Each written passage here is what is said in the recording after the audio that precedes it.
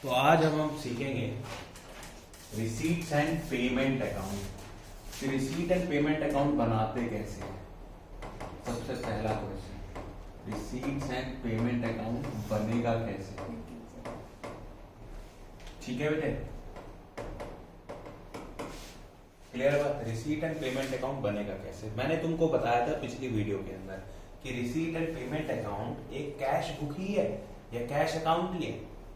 अगर ये cash account है तो इसका एक ओपनिंग बैलेंस भी होगा और एक बचा हुआ बैलेंस जो कि क्लोजिंग बैलेंस होगा।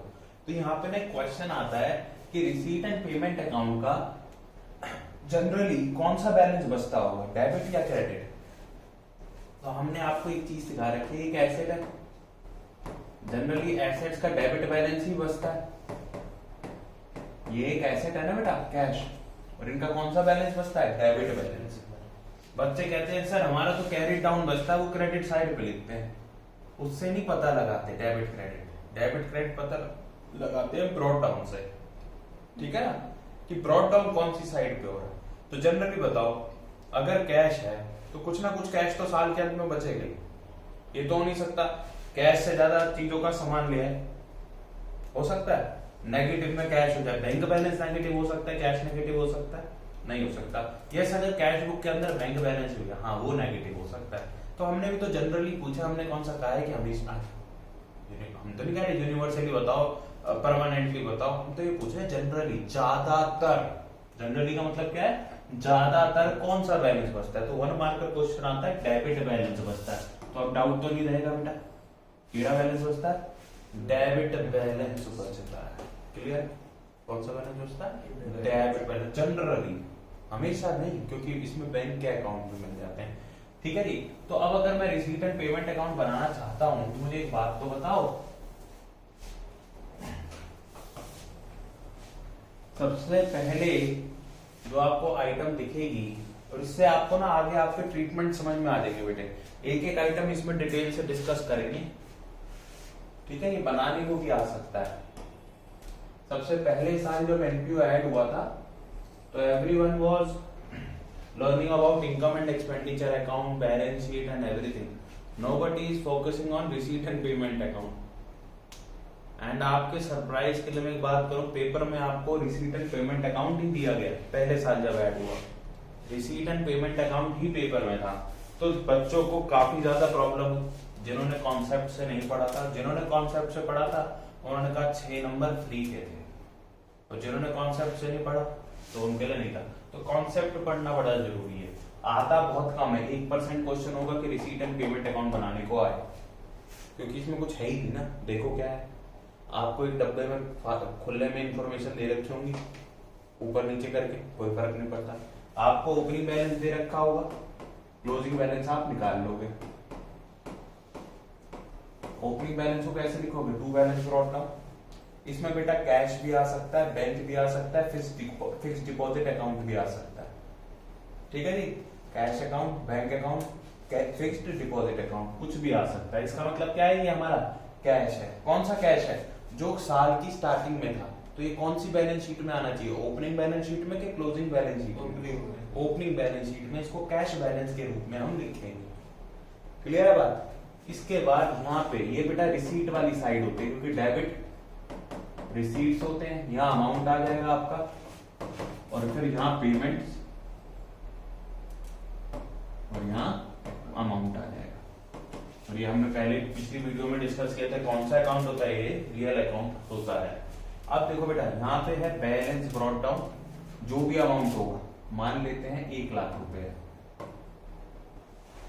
इसके बाद मैं आपको बताता हूं कि एक नॉन प्रॉफिट ऑर्गेनाइजेशन को क्या क्या रिसीव होता है। एक नॉन प्रॉफिट ऑर्गेनाइजेशन क्या क्या रिसीव होता है। सबसे पहले उसके, देखो वो कोई काम तो जनरली करते नहीं है, उनके तो मेंबर बनते हैं। जैसे जिम खाना क्लब है मान लो, तो उसके पहले मेंबर बने। मेंबर क्या करते हैं, महीने की या साल की कुछ फीस देते हैं, जिसको हम क्या कहते हैं, सब्सक्रिप्शन। क्या कहते हैं, तो यहाँ पे आती है टू सब्सक्रिप्शन। जितनी भी कैश में आई है, इसके अंदर हो सकता है कि पिछले साल का पैसा भी हो, यानी पिछले साल कुछ लोगों ने उधारी कर ली थी, मतलब पेमेंट नहीं करी थी, उन्होंने इस साल कर दी हो। और हो सकता है कुछ लोगों ने अगले साल की पेमेंट भी इसी साल कर दी। तो इसके अंदर सारा पैसा होता है, जैसे कि पिछली वीडियो में हमने डिस्कस किया था। ठीक है, ये भी हो सकता है कि 50,000 दे रखा हो। ठीक है बेटे, इसके बाद आपको लाइफ मेंबरशिप फीस, यानी ये इनकम एंड एक्सपेंडिचर अकाउंट में आएगी। ये किस में आएगी बेटा? ये किस में आएगी? बैलेंस शीट में, ओपनिंग वाली। सबके ट्रीटमेंट बताता जा रहा हूं। लाइफ मेंबरशिप भी आएगी बैलेंस शीट में, क्लोजिंग वाली। इसका कलर चेंज कर देते ताकि आपको वो ना हो, परेशानी ना हो।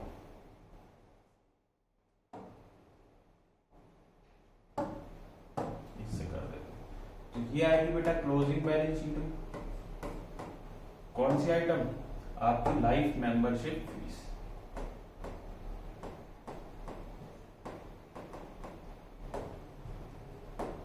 लाइफ मेंबरशिप फीस क्या होती है? एक आदमी आपके लिए जब तक वो जिएगा वो सारी पेमेंट, जो भी इनकी स्कीम होगी उसके तहत वो सारी की सारी पेमेंट आपको एक साथ कर रहा है कंपनी को। सारी की सारी पेमेंट एक साथ कर रहा है, तो वो होती है लाइफ मेंबरशिप फीस।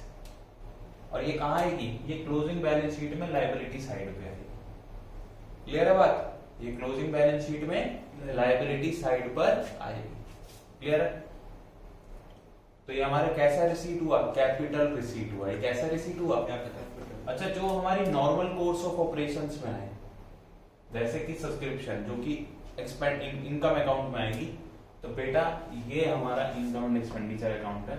तो ये हमारा रिवेन्यू नेचर के आइटम है, ये रिवेन्यू रिसीट्स है। क्वेश्चन में आ सकता है 1 मार्कर। 3 आइटम देंगे, कैपिटल रिसीट, एक देंगे रिवेन्यू रिसीट।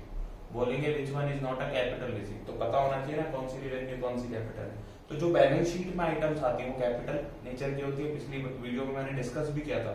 आप रेवेन्यू आइटम को भी कैपिटल आइटम बोल सकते हो अगर आप ये लिख दो कि इस आइटम को कैपिटलाइज कर दो, तो रेवेन्यू आइटम भी कैपिटल आइटम बन जाएगी। फॉर एग्जाम्पल यहाँ पे तीसरी आइटम आती है एंट्रेंस फीस। बेटा देखो, मैं जो इसके आगे लिखूंगा ना, वो मैं लिखूंगा on the basis of default, कि बाय डिफॉल्ट कहाँ आती है। तो बाय डिफॉल्ट एंट्रेंस फीस आपकी इनकम साइड पे आती है। इनकम एंड एक्सपेंडिचर बनाओगे तो इनकम साइड पे आती है, बैलेंस शीट में नहीं आती। बाय डिफॉल्ट की बात कर रहा हूं, तो मैं यहां तो लिख दूंगा इनकम एंड एक्सपेंडिचर अकाउंट। ये देखो, लेकिन क्वेश्चन में ऐसा गिवन हो सकता है एडजस्टमेंट के अंदर की, मैं यहां लिख देता हूं एंट्रेंस फीस, या फिर पूरी की पूरी कह लो, या फिर ऐसा कहते हैं कि 50% of the entrance fees is to be capitalise. ऐसा आपको क्वेश्चन में लिखा हुआ देख सकते हैं। पूरा चैप्टर जो है ना, पूरा चैप्टर कॉन्सेप्ट में डिस्कस कर दूंगा, एक भी चीज बाहर से नहीं आएगी। पूरा चैप्टर कॉन्सेप्ट में डिस्कस करूंगा। तो भाई entrance fees normally by default income and expenditure account होती है। कह दे कैपिटलाइज करने को तो कर लो।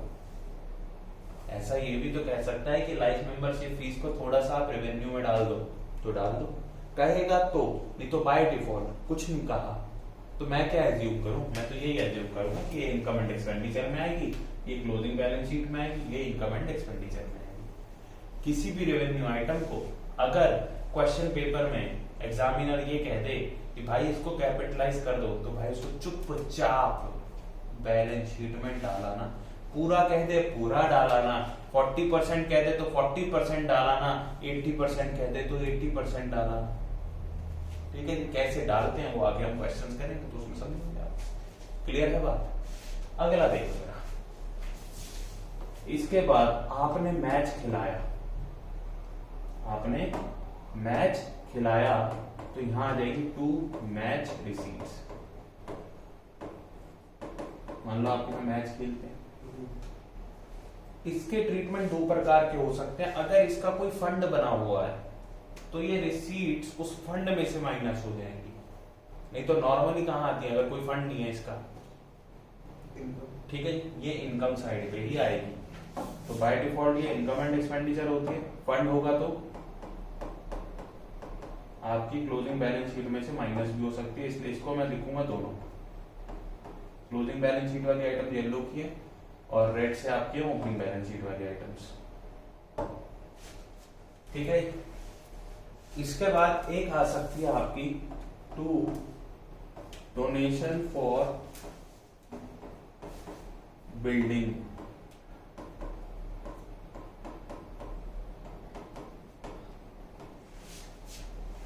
बेटा ये जो डोनेशन लिखी हुई है इसके आगे एक बिल्डिंग नाम का शब्द है।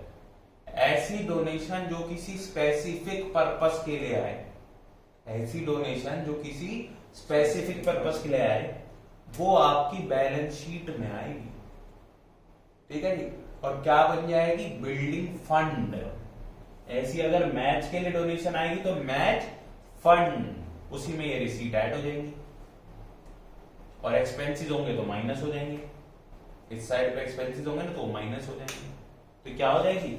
Match fund. मैंने शायद पहले ये बोल दिया कि इसको रिसीट को माइनस कर देंगे, फंड में माइनस नहीं प्लस करते हैं। मेरे दिमाग में एक्सपेंसेस घूमना था, तो रिसीट्स को माइनस नहीं करते, हम क्या करते हैं? प्लस करते हैं। Receipts plus expenses minus. नहीं तो नॉर्मल लिख दो इनकम साइड पे। फंड नहीं है तो नॉर्मल लिख दो। फंड है मैच का अगर, ठीक है, मान लो यहां लिखा है टू डोनेशन फॉर मैच, तो इस रिसीट्स को हम क्या कर देंगे? ऐड कर देंगे। To donation for match. Match अलग चीज है, टूर्नामेंट अलग चीज है। अगर टूर्नामेंट लिखा है तो टूर्नामेंट में नहीं ऐड करोगे। टू डोनेशन फॉर टूर्नामेंट, तो इस सबके फंड बन जाएंगे बेटा। क्या बन जाएंगे?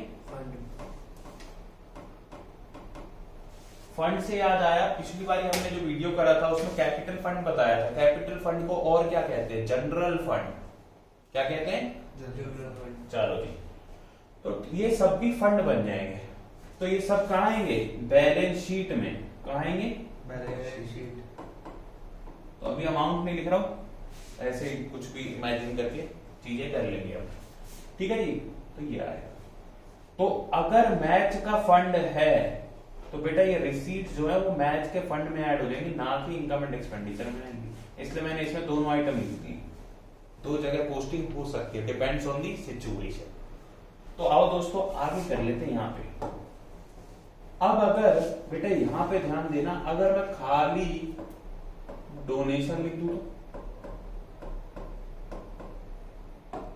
तो ये कहां आएगी? ये आएगी इनकम एंड एक्सपेंडिचर अकाउंट में।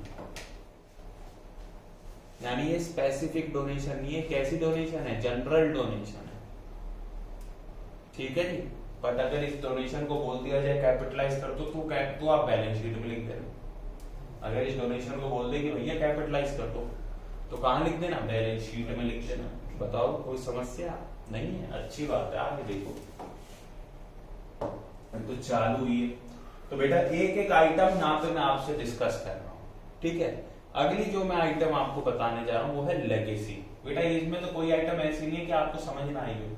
एंट्रेंस फीस को हम एडमिशन फीस भी कह देते हैं। एंट्रेंस फीस को हम एडमिशन फीस भी कह देते हैं। मैं सब क्वेश्चन आपसे पूछ लूंगा आपके असाइनमेंट में कि भैया एडमिशन फीस का दूसरा नाम क्या है या एंट्रेंस फीस का दूसरा नाम क्या है। एक एक बारीक क्वेश्चन पूछूंगा। ठीक है भाई, ताकि आपके कॉन्सेप्ट एकदम 100% क्लियर हो जाए। अगला देखो जरा, ध्यान देना इसको। 2 में अगर लेगेसी लिखी है, अब ये लेगेसी क्या होती है भैया? हम बताएंगे आपको लेगेसी क्या होती है। मान लो कोई भी आदमी जिसका कोई उत्तराधिकारी नहीं है, यानी आपके पापा आपको अपनी प्रॉपर्टी देके जाएंगे। एक ऐसा आदमी जिसके कोई बच्चे नहीं है, वो इस एनजीओ को अपनी प्रॉपर्टी दान में देके गया है, वो लेगेसी कहलाती है। ठीक है जी। वो क्या कहलाती है? लेगेसी कहलाती है। अब अगर ये खाली लेगेसी लिखा है तो बाय डिफॉल्ट ये हमारी लायबिलिटी होती है। बाय डिफॉल्ट क्या होती है? ये लायबिलिटी। तो ये किस में आएगी? Balance sheet. अब अगर लिख दिया जाए इसको रेवेन्यू में कन्वर्ट कर लो, take it as revenue item. ठीक है जी। तो आप रेवेन्यू में लिख देना। पर बोले तो बाय डिफॉल्ट तो ये बैलेंस शीट में आती है। लेकिन अगर इसी लेगेसी के आगे क्वेश्चन में लिख रखा है लेगेसी जनरल,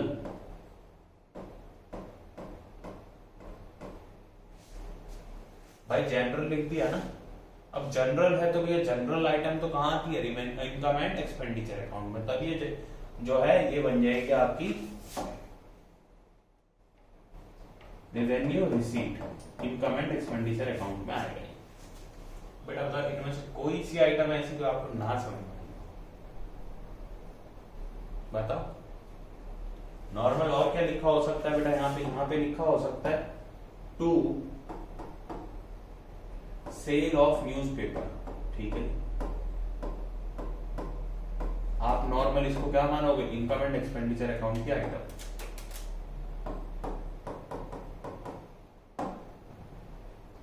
इसके बाद यहां देखो, अब ये बहुत ही इंपॉर्टेंट एडजस्टमेंट है, टू सेल ऑफ फर्नीचर। आपके पास फर्नीचर था, आपने बेच दिया। बेटा ये आइटम डायरेक्टली मैं आपको बताऊं तो ये कहीं नहीं आती।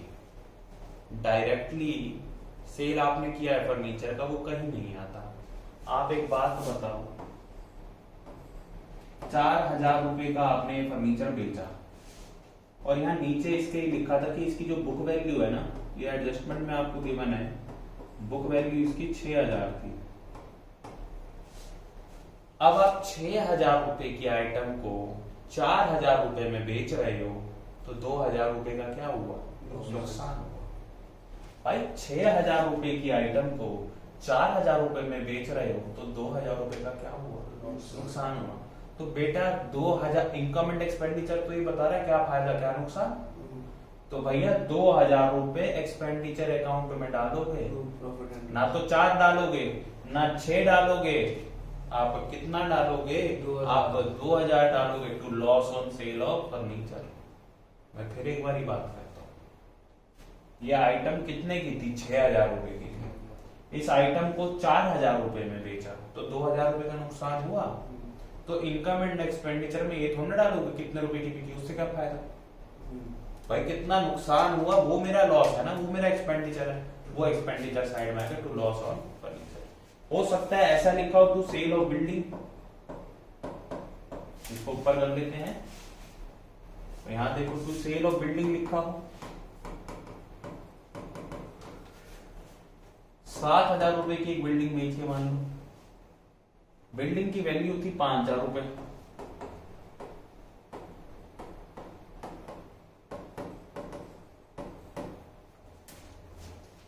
हो सकता है 5,000 रुपए की वैल्यू थी, 7,000 रुपए में बेची है, 2,000 का इस पर ही फायदा है, इनकम हो गई, इनकम साइड पे 2,000 लिख दो। अब जो इनके दूसरे बिल्कुल to profit on sale of building. अब जो दूसरी आपको जगह इसका ट्रीटमेंट करना हो क्या है? बैलेंस शीट में फर्नीचर दे रखा आपको, ये बैलेंस शीट है मान लो, फर्नीचर दे रखा 8,000 का, 4,000 का तो 6,000 का तो बेच दिया, तो लेस सोल्ड।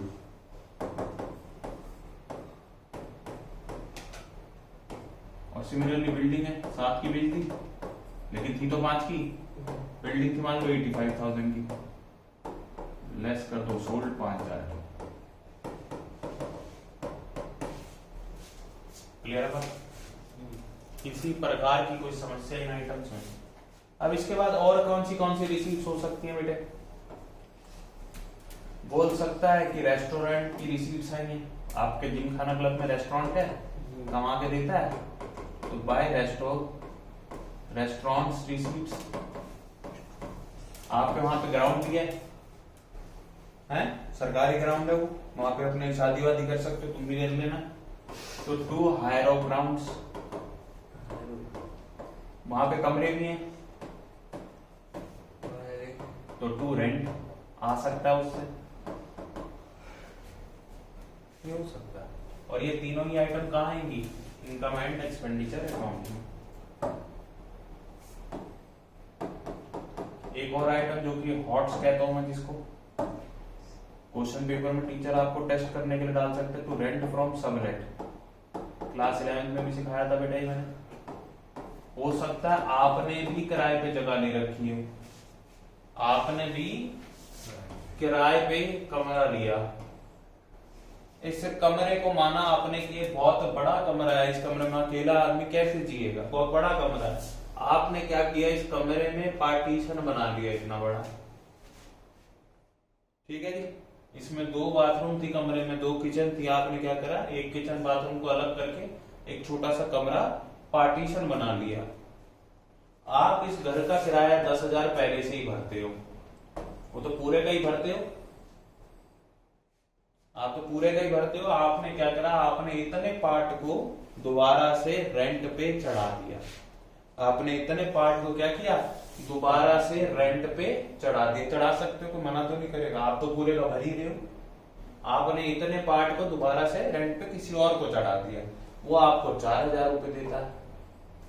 तो ये जो रेंट आप देते हो ये तो आपके लिए क्या है, एक्सपेंस, और ये जो रेंट फ्रॉम सबलेट आया है ये आपकी है इनकम।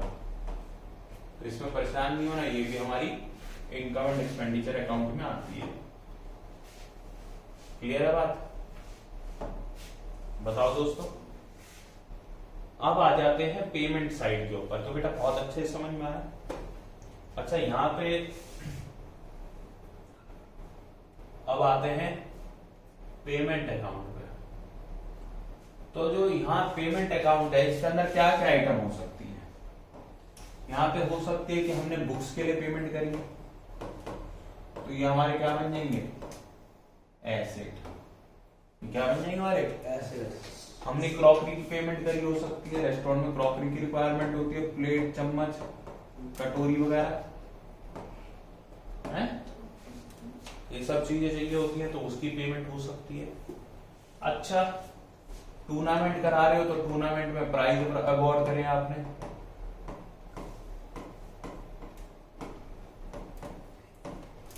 टूर्नामेंट के एक्सपेंसेस हो सकते हैं, ये सब टूर्नामेंट फंड से माइनस हो जाएंगे। लेकिन ये होना चाहिए कि प्राइज अवार्डेड टूर्नामेंट के हैं, लिखा होना चाहिए तभी माइनस करना। और ये ऐसे खाली लिखा हो मैंने तो बेटा ये नॉर्मल मानी जाएगी। या तो प्राइज फंड की बना उसमें से माइनस कर लो बैलेंस शीट में, या फिर इसको एक्सपेंडिचर मानो। क्लियर है बात? Tournament expenses, similarly match expenses, तो इनके फंड बने हैं तो उनमें से माइनस कर लो, फंड नहीं बने तो एक्सपेंडिचर में लिख दो। ठीक है जी। अच्छा, रेस्टोरेंट की रिसीट्स है तो रेस्टोरेंट के एक्सपेंसेस भी हो सकते हैं।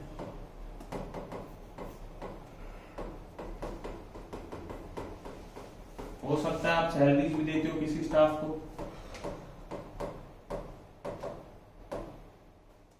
हो सकता है ना, सैलरीज भी देते हो आप, तो वो भी आ जाएगा आपका।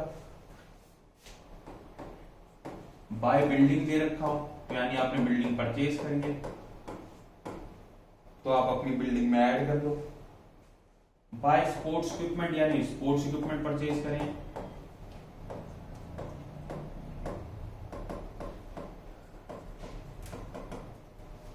यहां हो सकते हैं by payment to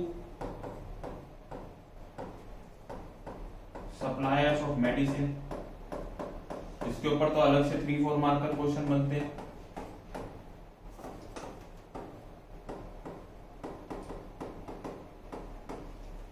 bye payment to supplier of medicine, अलग से 3-4 मार्कर क्वेश्चन है इस पर्टिकुलर टॉपिक पर, कंजप्शन ऑफ कंज्यूमेबल आइटम।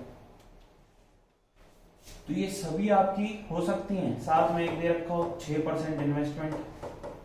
6% क्या होता है इस इन्वेस्टमेंट का, इंटरेस्ट।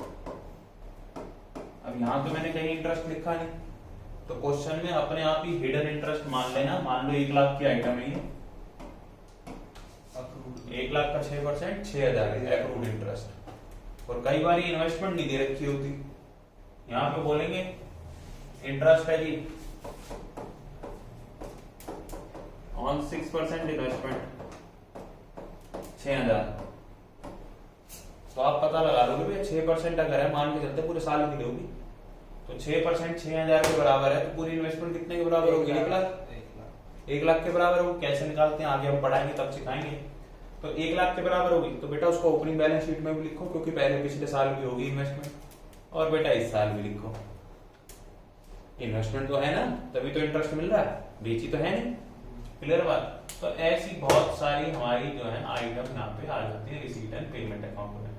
अब मान लो इस साइड का टोटल जो है, इस साइड का जितना भी टोटल है वो है 4,80,000, और इस साइड का टोटल है 3 लाख। तो 1,80,000 बच रहा है, ये हमारा हो जाएगा बाय बैलेंस कैश फ्लो।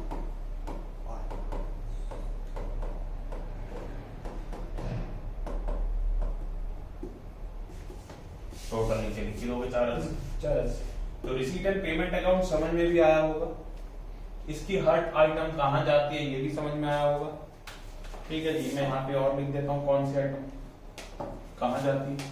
तो ये बैलेंस शीट में जाती है, ये भी बैलेंस शीट में जाती है, ये balance sheet as well as income and expenditure में जा सकती है, ये भी balance sheet as well as income and expenditure, balance sheet as well as income and expenditure, balance sheet as well as income and expenditure.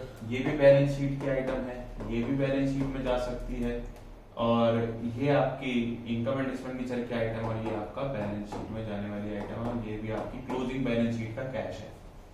ठीक है, और बहुत सारे एक्सपेंसेस और भी होते हैं, मैंने नाम भी दिए। ठीक है, जो हमारे यहाँ पे ग्रास की अपकीप रखता है, अपकीप ऑफ लोन, बहुत सारे एक्सपेंसेस होते हैं, न्यूज़पेपर। ठीक है जी, और यहाँ पे आ जाएगा ये इनकम एंड एक्सपेंडिचर में भी जा सकती है, इलेक्ट्रिसिटी बिल, बिल्कुल वो सब है, ये भी इनकम एंड एक्सपेंडिचर में जा सकती है, ये भी। ठीक है जी, और ये भी इनकम एंड एक्सपेंडिचर में जा सकती है। ठीक है जी, तो इसलिए ये मत समझना कि ज्यादा आइटम बैलेंस शीट के दिखाई दे रही है तो मैं बैलेंस शीट मैंने आइटम्स लिखी का हूँ। ठीक है, तो ऐसा कुछ नहीं है। तो गाइस ये आपका income receipt and payment account है, कैसे बना ये भी सिखाती है और एक एक आइटम के बारे में बताती है। एक बड़ी इंपॉर्टेंट आइटम मैं मिस कर चुका हूँ, उस आइटम के बारे में जरूर बताना चाहूंगा। हो सकता है ऑनोरेरियम हो, बाय ऑनोरेरियम।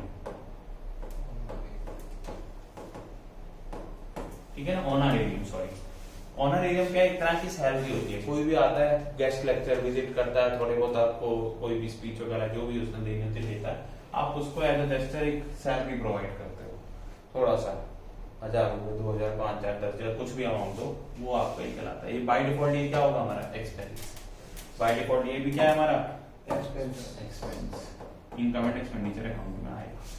क्लियर बात?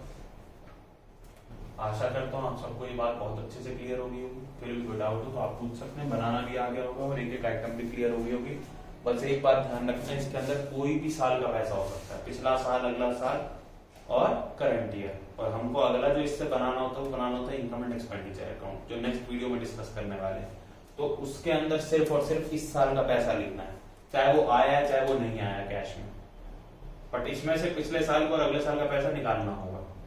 ठीक है ना, डिफाइन भी करनी होगी एक तरह से। क्लियर बात? तो इसके लिए बस इतना ही।